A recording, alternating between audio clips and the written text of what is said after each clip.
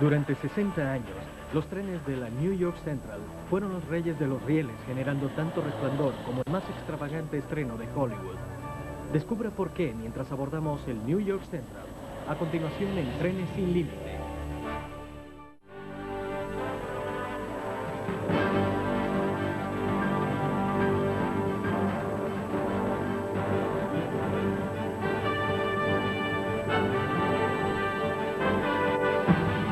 Trenes sin Límite.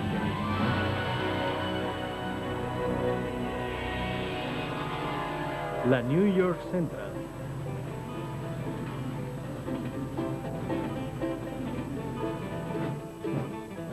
Los primeros viajes por tren no daban garantías de éxito. Algunos ferrocarriles vivieron y murieron en la oscuridad. Iban a lugares tan remotos como Meridia, Clinchfield y Amoskeag. Pero la New York Central nació para triunfar. Producto de la fusión de 10 líneas de ferrocarriles emergentes, crecería hasta su esplendor, amparada por la ciudad más poderosa de Estados Unidos, Nueva York.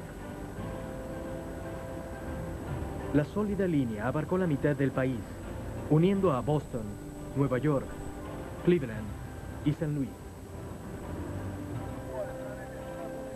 Los lujosos trenes de la Central se convirtieron en el lugar favorito de los ricos y el poderoso ferrocarril era el juguete de los multimillonarios.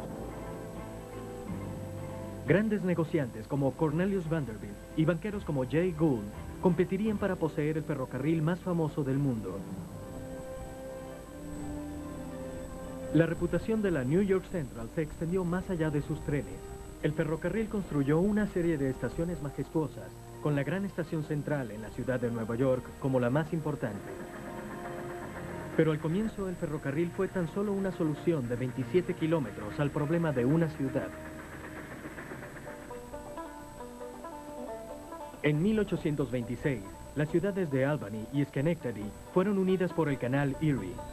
Con 12 metros de ancho, el canal fue un éxito económico inmediato, comenzando el auge comercial de cada ciudad que tocaba. Pero había un problema. La ruta del río entre estas dos ciudades era de casi 65 kilómetros de largo. It was a very slow process getting between the two cities by canal boat, so that it was easier to go overland. Originally that was by stage line, and then this early railroad was built to form the connection between the two cities and provide a much faster service. El ferrocarril Mohawk y Hudson comenzó sus servicios el 9 de agosto de 1831, escalando las colinas entre Albany y Schenectady a casi 24 kilómetros por hora. El ferrocarril tuvo un éxito enorme. Los neoyorquinos viajeros aceptaron con entusiasmo la idea de viajar por tren. El éxito del Mohawk y Hudson estimuló la construcción de más líneas en la zona. Y esto casi echa abajo los 5 años del canal Erie. En 1841 se podía viajar por tren desde Albany, en Nueva York, a Buffalo, pero no en un solo tren. El viaje de 483 kilómetros era una aventura en el mejor de los casos, pero casi imposible en el peor de los casos. El pasajero desafortunado tenía que comprar 7 boletos, uno por cada ferrocarril del trayecto entre las dos ciudades. Cada compañía tenía sus propios horarios, por lo que con frecuencia los pasajeros pasaban horas congelándose en estaciones más pequeñas que una habitación mientras esperaban el próximo tren. Y los pasajeros solo podían consignar su equipaje en la parada final. Cada cambio de tren aumentaba la posibilidad de que el equipaje se perdiera o fuera robado. It would be the same thing as trying to fly from New York to Albany, changing airports, changing planes, then flying from there to the next point, changing airports, changing planes. It was a disconnected trip at best. You had to schlep your baggage across from one railroad to the next. They didn't even necessarily share the same terminals.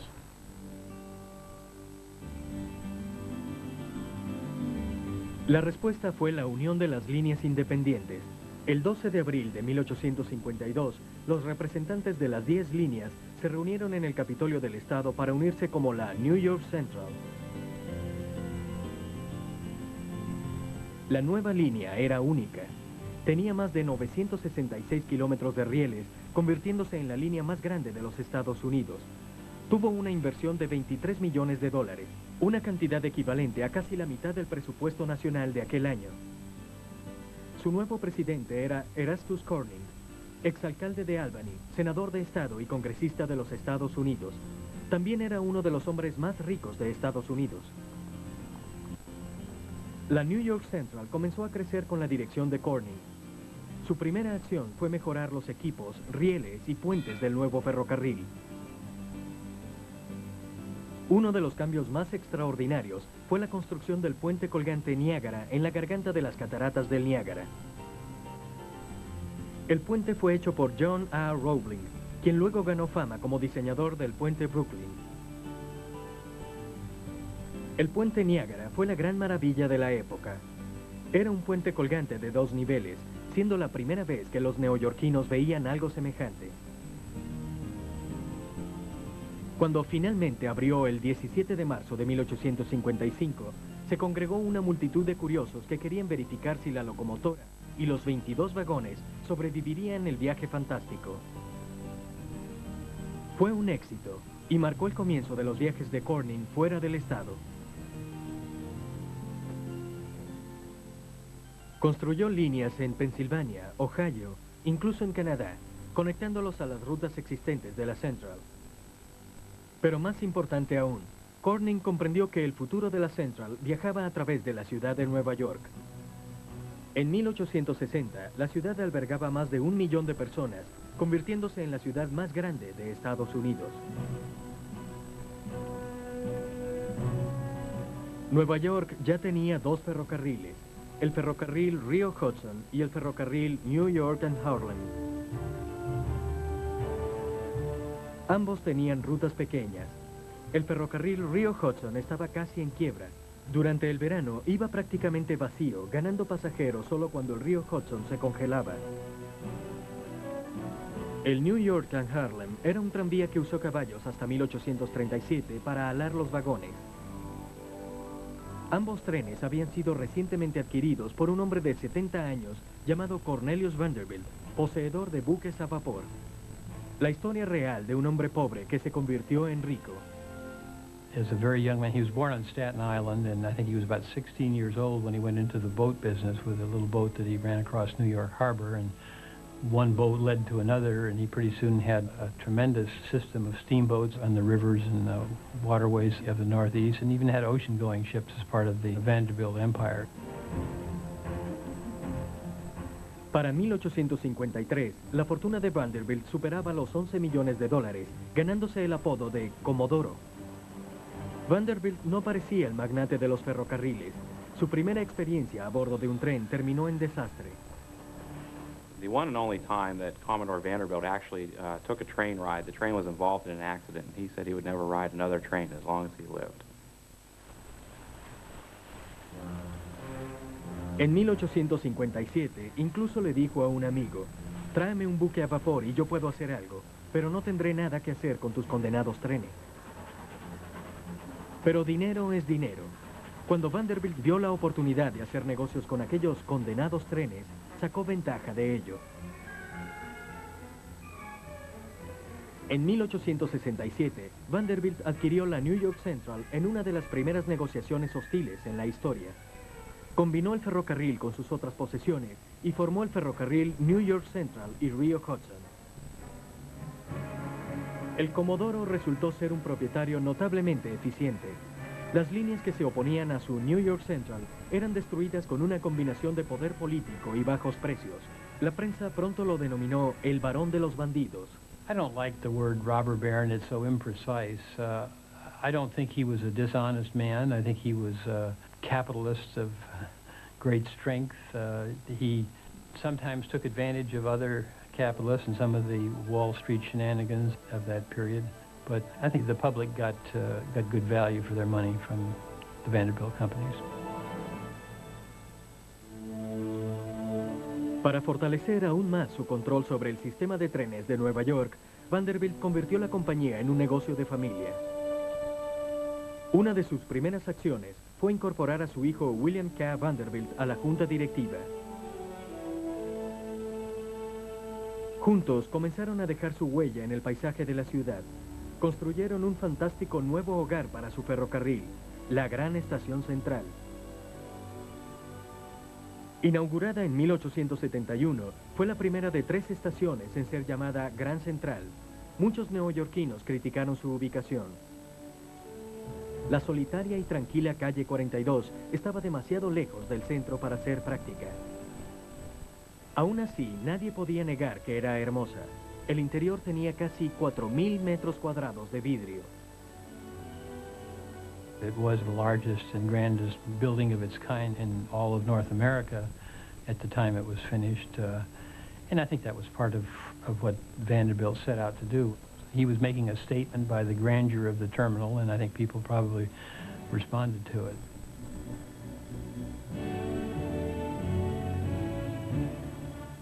La Gran Estación Central era la segunda atracción turística en todo el país, superada solo por el Capitolio de los Estados Unidos. El Comodoro disfrutó de su éxito durante pocos años. Murió en 1877. Dejó su fortuna de $100 millones a su hijo y a 2 nietos. Su esposa y 8 hijas recibieron muy poco. El paso de Cornelius Vanderbilt marcó el comienzo de una nueva era para la New York Central con su hijo William al control. Para 1882, sus ferrocarriles se extenderían hacia Occidente, llegando a Chicago y San Luis. Esta expansión encendió una amarga guerra con el ferrocarril Pensilvania, una batalla que duraría casi 100 años.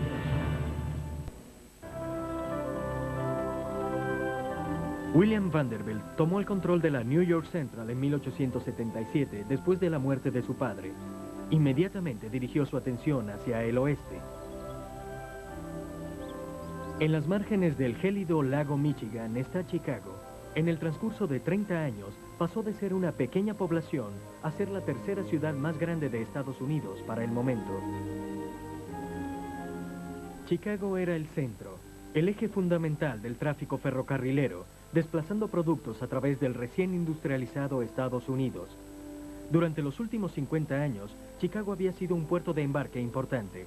Hacia 1870 se había convertido en la capital de trenes del mundo. Los gigantes de los ferrocarriles del Medio Oeste, como el Chicago y el Northwestern, juntaron esfuerzos con las crecientes líneas del sur, como el ferrocarril Illinois Central. William Vanderbilt estaba decidido a que la New York Central participara de este crecimiento y estaba listo para pelear por ello. The New York Central was called the water level route because it followed the Hudson River Valley north out of New York City and then across New York State, the Hudson, the Mohawk Valley, and then the Great Lakes all the way to Chicago. So it really had no mountains to cross. Su rival era el ferrocarril Pensilvania. A diferencia de la ruta a nivel del agua de la New York Central, el Pennsylvania tenía que cortar ruta a través de las escarpadas montañas Allegheny.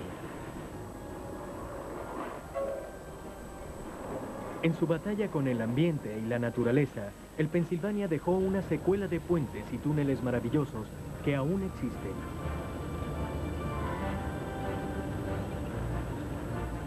Con esta infraestructura a su disposición, el ferrocarril finalmente conquistó Pensilvania y decidió expandirse hacia el oeste. La New York Central estaba en medio de su camino. Para el Pennsylvania, la Central era un obstáculo más a ser cruzado o destruido.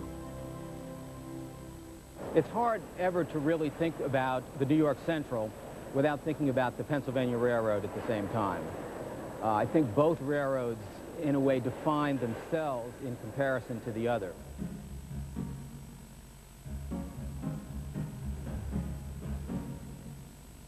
La solución del Pennsylvania fue directa. Compró un ferrocarril llamado el West Shore. Creyó que podía ser un competidor del New York Central. La ruta propuesta, subiendo el Hudson hacia Utica en Nueva York, no tuvo la importancia de las rutas de la Central. The trick back then was if you hated your competition, you built a little competing railroad next to it to try to siphon off the traffic. The West Shore was a tool the Pennsylvania used to try to get the New York Central. Al ver amenazada su valiosa ruta del río Hudson, la Central respondió con una táctica parecida. Vanderbilt, of course, got involved in the South Pennsylvania Railroad. which was a project to build across the southern part of Pennsylvania in competition with the Pennsylvania Railroad. El nuevo ferrocarril de Vanderbilt recorría el territorio del Pensilvania, atravesando los Apalaches con una serie de 9 túneles.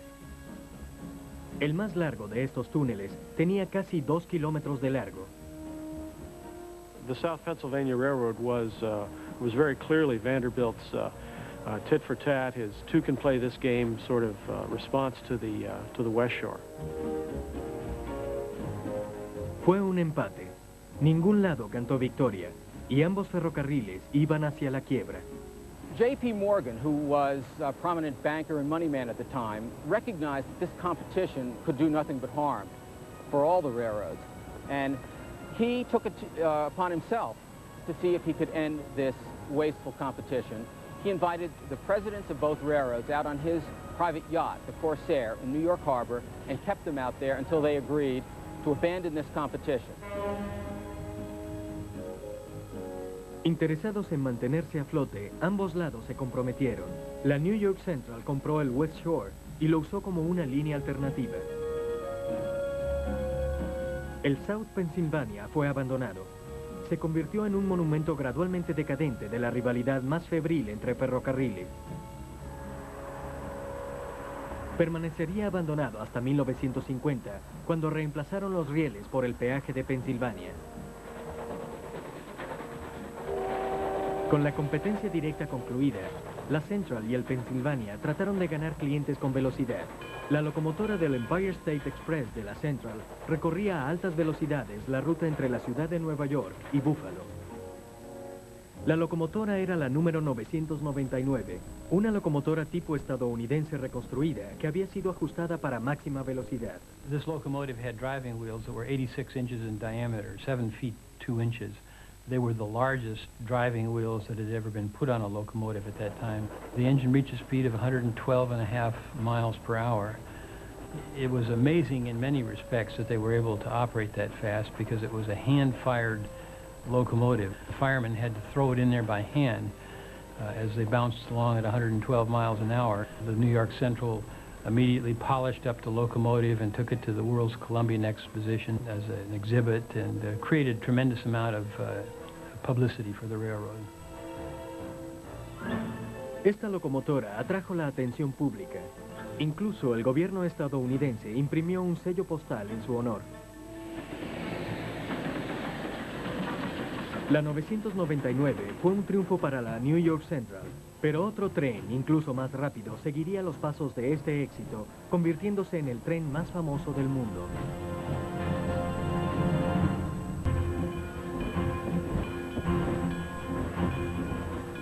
En 1902, la New York Central renovó la ruta entre Nueva York y Chicago.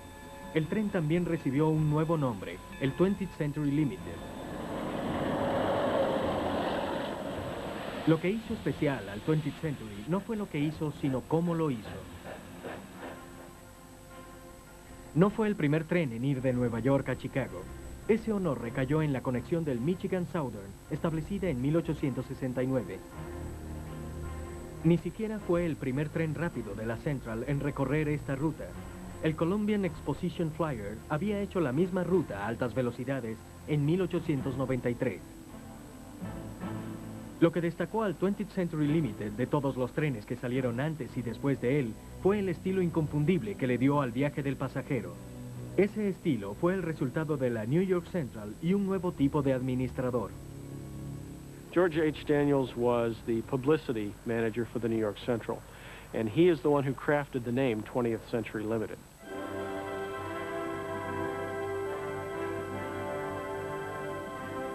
Daniels sabía la importancia de vender con persuasión. Había sido vendedor de medicinas. Sin sorpresas, fue el primer ejecutivo de la New York Central en comprender que los trenes representaban algo más que solo un transporte. Daniels sabía que para el cliente promedio, los trenes representaban la esperanza de un futuro mejor y más próspero. El 20th Century Limited lo tenía. Pero gran parte del éxito del tren estaba ligado a su nombre. I think for many people, when they think of the New York Central, they think of the 20th Century Limited. To understand the name, of course, you have to cast back to the train's beginning, which was in 1902, when the 20th century was brand new, very exciting. It was a name that connoted all the modernity and speed and excitement that the New York Central wanted us to associate with their new train.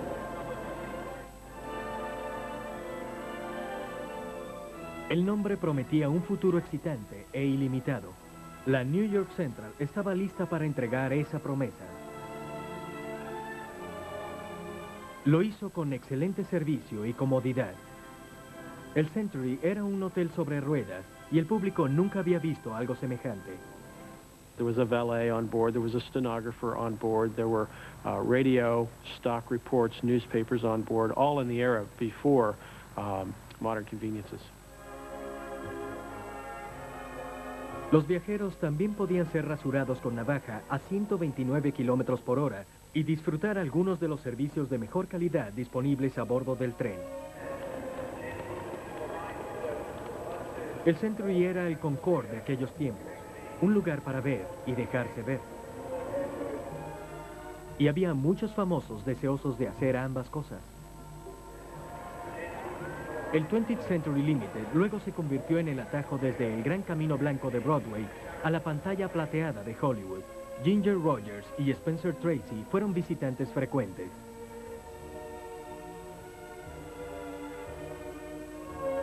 El Century incluso se convirtió en una estrella por mérito propio.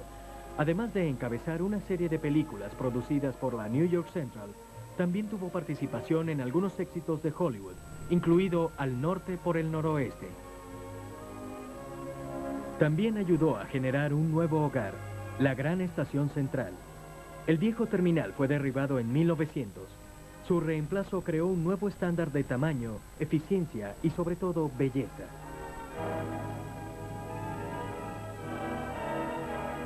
Con la construcción de la Gran Estación Central, la calle 42 pasó de ser un lugar alejado y aburrido a convertirse en el centro glamoroso de Manhattan. Ahora, abordar el 20th Century era una experiencia tan a la moda como viajar en él. Pero más importante aún era la velocidad del tren.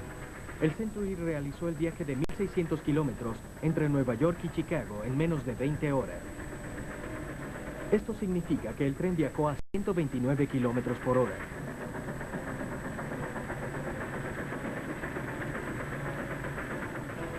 Esta velocidad era posible por la combinación de equipos de alta tecnología, horarios al segundo y tecnología nueva.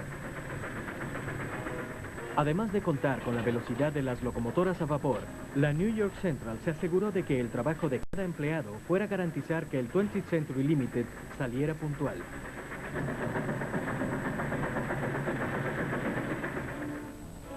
Los trenes de carga esperaban en los apartaderos por horas, solo para asegurar que el Century y otros miembros de la gran flota de acero llegaran a Chicago para la cena. La New York Central decía que las personas podían ajustar sus relojes por el silbido del 20th Century al pasar.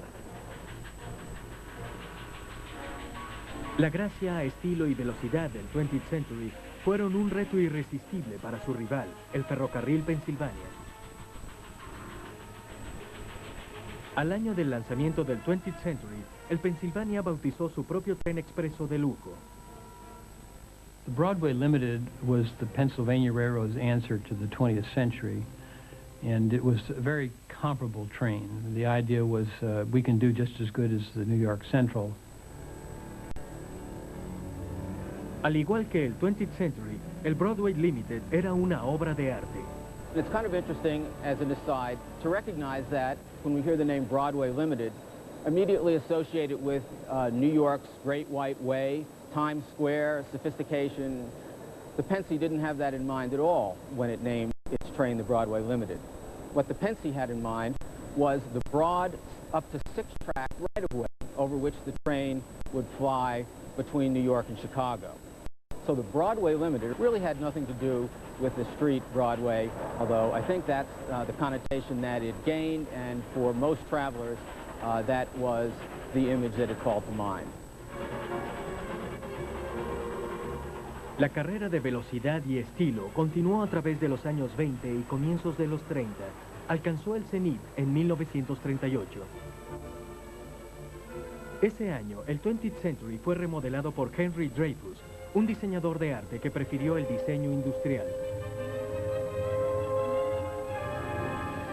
El 20th Century Limited y el Broadway viajaban separados por 160 kilómetros en la mayor parte de su viaje, pero esto cambiaba al llegar a Chicago. Well, of course the race was on, and you would go just as hard as you could go. If you were the fireman, you knew you had to be ready, so that engineer wasn't going to let them pass him. And they would pick up a little faster than we did, but we had the huge drivers, and once he got them running, there was no way they were going to win, because we would leave Englewood Station, and we'd pass the drawbridge of South Chicago. We were going 85 miles an hour through the drawbridge, and we had him beat every time. Un viaje en el 20th Century Limited comenzaba en el más opulento de todos los terminales, en la gran estación central. Reconstruido completamente en 1913, el terminal era un conjunto de contradicciones armoniosas, inmenso aunque íntimo, monumental pero realmente funcional. There are so many ways of talking about the greatness of Grand Central Station. After all, here is a 48-acre train yard in the heart of a city that has been inserted into the fabric of the city so skillfully that it's totally invisible. Another way of talking about the greatness of Grand Central Station, though, is the impact it has on each person who moves through it. All the people moving through that space really are moving almost in a dance pattern, in harmony with each other. Los pasajeros que descendían hasta llegar al nivel de las vías entraban a otro mundo. They had this wonderful red carpet that they rolled out down the platform when it was time to load the Century, and you would probably have seen any number of celebrities boarding the train and photographers recording their departure. Pero el destello del flash, mientras Hollywood se mezclaba con Wall Street, fue solo el comienzo de las experiencias del viajero. Incluso antes de que el tren tomara curso, el lujo comenzaba con una ronda de cócteles en el vagón principal. Después seguiría una cena elegante en el vagón comedor. Luego de la cena, el vagón comedor sufría una transformación. Las luces camuflajeadas iluminaban el vagón en un rosa tenue, mientras la música salía de parlantes ocultos. El vagón comedor se convertía en un vagón club llamado Café Century. A la cabeza del tren estaba la poderosa locomotora Hudson del Century. Diseñada al punto de una escultura, le daba al tren un aspecto elegante y moderno. The 20th Century Limited, the first streamlined version of it, the Dreyfuss design, was perhaps the most successful streamlined design ever developed for a steam locomotive. It was a steam locomotive, there was no question. They didn't try to hide it under a shroud and make it look like something else. It was a steam locomotive in all of its glory, but it also had this futuristic look with that great dome on the front end and the big headlight that stood out there. Parecía que la magia del Century sería eterna. Pero la promesa del tren de un futuro lleno de elegancia estaba por quedar de lado con la proximidad de la Segunda Guerra Mundial.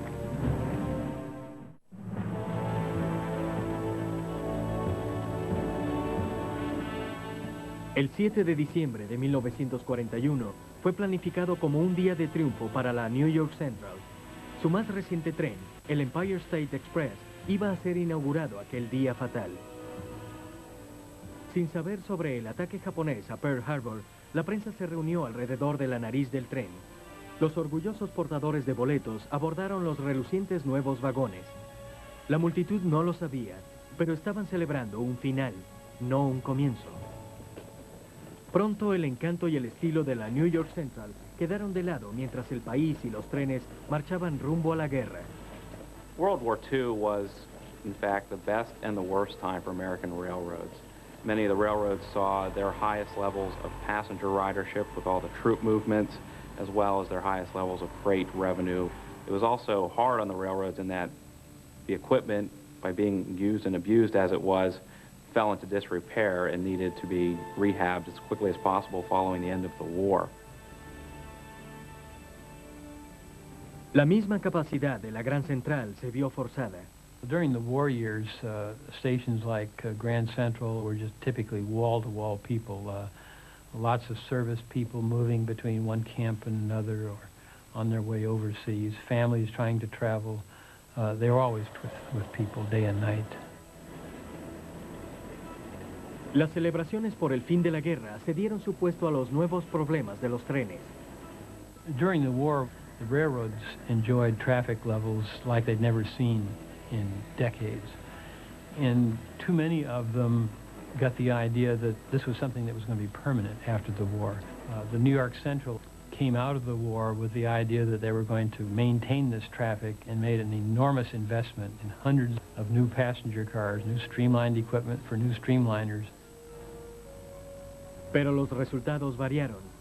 El volumen de pasajeros comenzó a disminuir a medida que los veteranos se establecían en los suburbios y manejaban autos nuevos en autopistas igualmente nuevas. Una de las pocas historias exitosas de la New York Central fue el 20th Century Limited de 1948. Agradable, moderno y elegante, continuó donde había quedado el Century de 1938. Reavivó el romance de preguerra entre el 20th Century y su público consagrado. Entre sus más fieles visitantes estaba un hombre llamado Rogers E.M. Whittaker. Whittaker was one of the founding editors of the New Yorker magazine, edited about a third of that magazine for 30 or 40 years, also covered nightclubs for the magazine for 40 years, and wrote a college football column for the magazine for 46 years. Whittaker también escribió sobre la gran pasión de su vida por los trenes bajo el nombre de E.M. Frimbo. Ernest Malcolm Frimbo was the world's greatest railroad buff. He traveled almost 3 million miles on trains all over the world, including every inch of train tracks in this country. Frimbo's stories were actually published off and on for about 45 years. Rogers Whittaker era tan excéntrico como su personaje seudónimo. Whittaker would actually take the Great 20th Century Limited from New York to Albany, a ride of 2 3/4 hours simply to get his hair cut. 2.5 hours meant that he had time for dinner in the diner and a shave and a haircut. He would get off in Albany at 8:30 in the evening. He would go over to the Railroad YMCA. He would catch the 10 o'clock sleeper back to New York. It got in before 5 in the morning, but you could stay on board until 7. Then he would go have breakfast and be at his desk bright and early by 9 or 10 o'clock in the morning. La vida de Whittaker fue pintoresca y sus historias legendarias. Hoy publicadas, documentan una forma de vida en Estados Unidos casi olvidada. These stories were first published when there were real passenger trains still running, great trains like the 20th Century Limited. And they were trains that tried to make you feel that life was at its best when you were on board these trains. And his dismay came when train trips began to become threadbare and meager.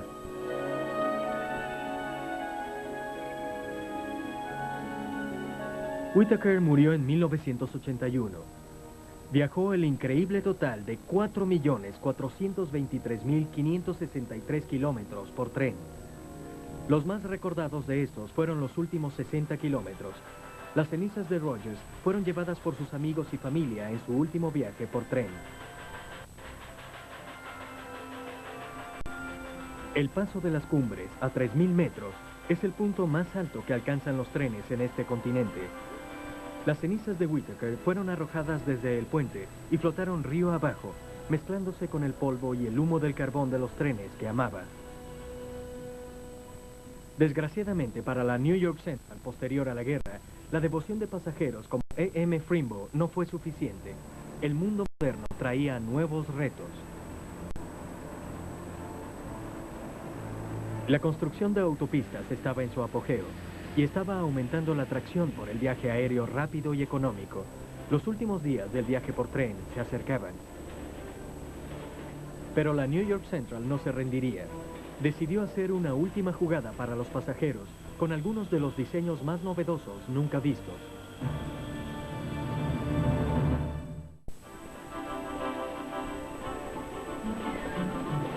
Para el observador casual, 1950 fue una época dorada para la New York Central. El 20th Century Limited llevó su preciada carga desde Nueva York hasta Chicago. Los trenes de carga Pacemaker volaban desde Boston a San Luis. Y los pasillos de la gran estación central resonaban con las voces de 200.000 viajeros cada día. Pero con el paso del tiempo aparecieron grietas en la fachada de la New York Central. Los trenes iban casi vacíos. Los rieles y estaciones colapsaron lentamente debido al envejecimiento y abandono. Para 1952, la Central estaba perdiendo más de $5 millones al año. La baja económica llevó a la New York Central a buscar un nuevo tipo de dirección. La encontraron en un tejano polémico llamado Robert Young. Robert R. Young was sort of the maverick of the post-war railroad era. He was first involved with the Chesapeake and Ohio Railroad. Got himself rather famous, or infamous, however you want to look at it, by advertising that a pig can travel across the country without changing cars, but you can't. And that was his way of promoting the idea of transcontinental passenger service.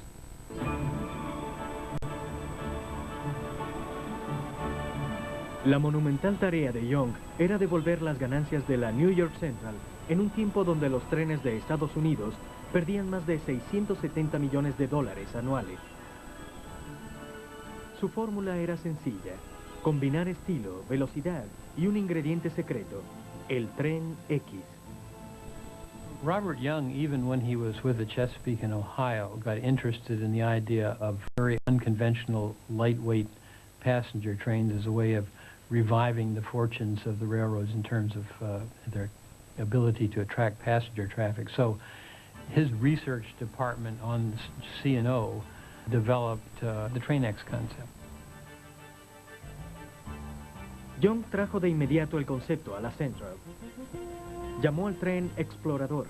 Era nuevo, rápido e imposible de perder. El tren fue pintado de amarillo intenso y lo inauguró en 1956. El Explorador fue un inmediato y tremendo fracaso. Su novedoso diseño hacía el viaje incómodo y desagradable, además de averiarse constantemente. Rápidamente se ganó el sobrenombre de El Explosivo y fue sacado de servicio. El tren fue el primero de una serie de errores trágicos de la Central.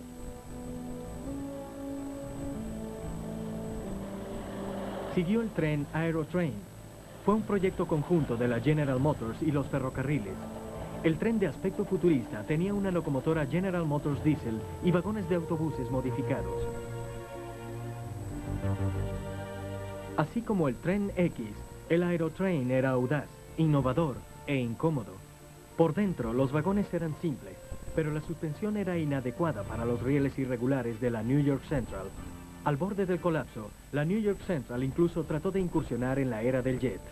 The New York Central took one of these diesel rail cars that they had, rebuilt it with a very streamlined nose on the front of it, and put two J-57 jet aircraft engines on the roof, and in one run got it up to 184 miles an hour.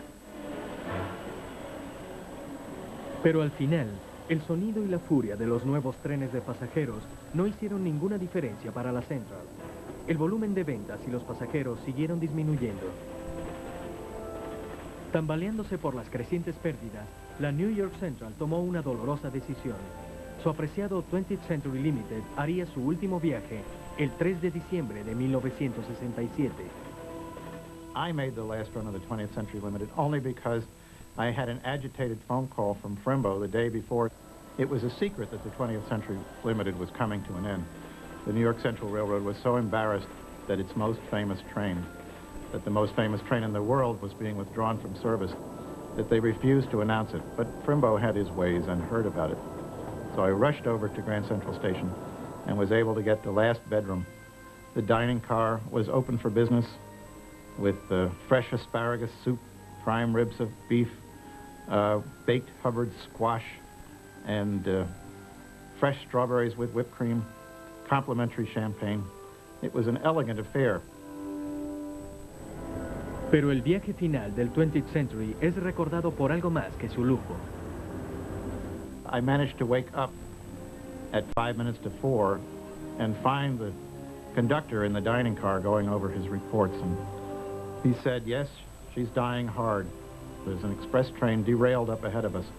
We're going to have to detour over some N&W trackage.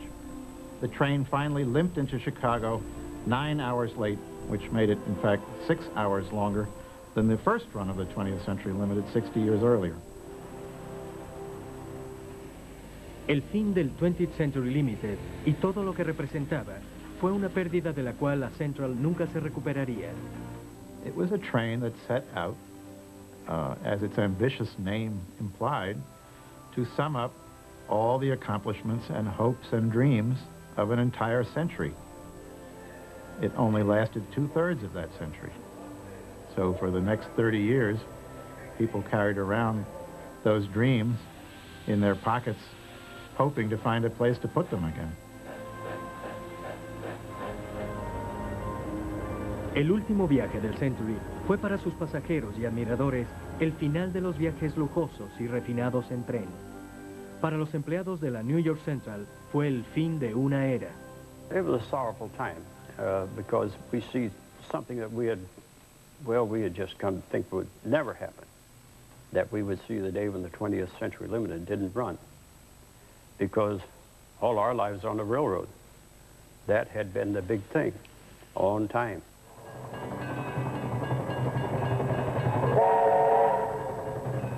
En menos de un año, en 1968, sucedió lo inimaginable. La New York Central se unió con el ferrocarril Pennsylvania. La nueva línea fue llamada The Penn Central Transportation Company. Para las generaciones que crecieron con las leyendas de la ruta a nivel del agua, fue la última traición. I think you could say it was unthinkable that these two arch rivals should actually join forces and create one railroad. What they ended up doing is simply putting together their weaknesses and making a new railroad with weaknesses that were even bigger than either of the two predecessors. Durante el segundo año trabajando juntos, la Penn Central perdió $12 millones. The Penn Central merger was kind of a unique merger because it was not a merger of two end-to-end railroads, but rather a merger of two parallel lines. They were duplicating a lot of the services to a lot of the same cities. It just was an ill-conceived merger from the start and was doomed to failure. Debilitada por el balance en rojo, la Penn Central fue a la bancarrota en 1970. Las rutas de pasajeros pasaron a la Amtrak y las líneas de carga de la New York Central pasaron a formar parte de la línea de trenes consolidados o Conrail. Hace más de 20 años, la historia de la Central pudo haber terminado en desastre.